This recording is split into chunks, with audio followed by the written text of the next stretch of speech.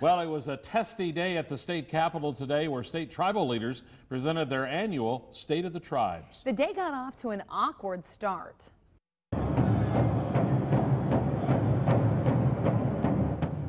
Now, the tribes had planned to march around the outside of the Capitol with a drum. However, the rain forced them inside. This drum ceremony disrupted a high school band which was playing inside the rotunda. The band waited for the tribal members to move into the assembly chamber before they played again. That was before the fiery speech. Fox 11's Chad Doran joins us now live from Madison with what was said. Well, Michelle, the 9th annual State of the Tribes address touched on a number of issues to this afternoon, everything from fishing rights to mining. And while the speech called for better participation and cooperation from tribal leaders and state officials, it also touched on a few issues where tribal officials may not be as willing to compromise. Tonight, we have balanced coverage. Gordon Thayer, the chairman of the WLUK-TV band of Lake Superior, Chippewa, set a tone of togetherness at the start of his speech. We're not your adversaries. We're a part of this great state of Wisconsin. But it didn't take long before Thayer took state lawmakers to task on a major issue in the state, mining. Make no mistake, the 11 tribes of Wisconsin opposed the proposed mine in its permitting process. Thayer says the tribes will continue to oppose any efforts to open a mine in northwestern Wisconsin. We do not cash in our natural resources for corporate profit.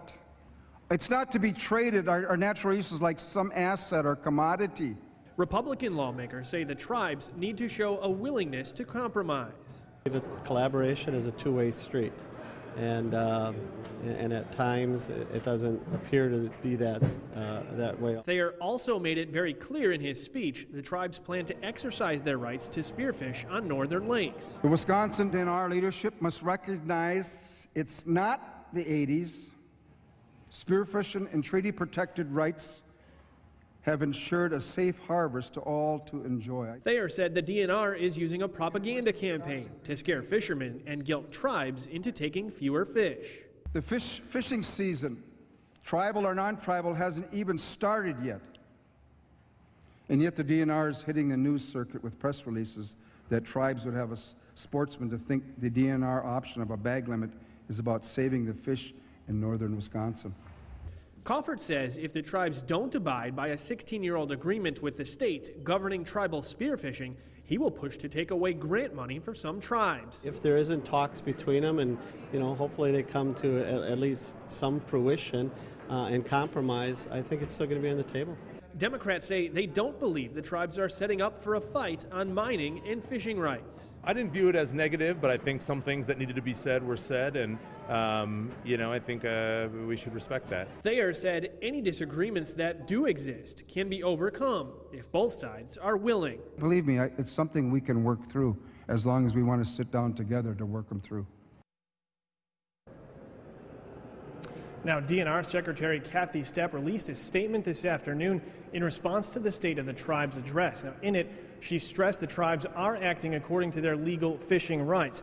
However, Stepp says she's concerned about the fact the increased tribal fishing will decrease the number of fish non-tribal members will be able to keep. In her statement, she said the reduced bag limit has the potential to drive down angler participation throughout the summer, decrease tourism to the lakes of northern Wisconsin, and have an impact on local economies. Reporting live at the Capitol in Madison, Chad Doran, Fox 11 News.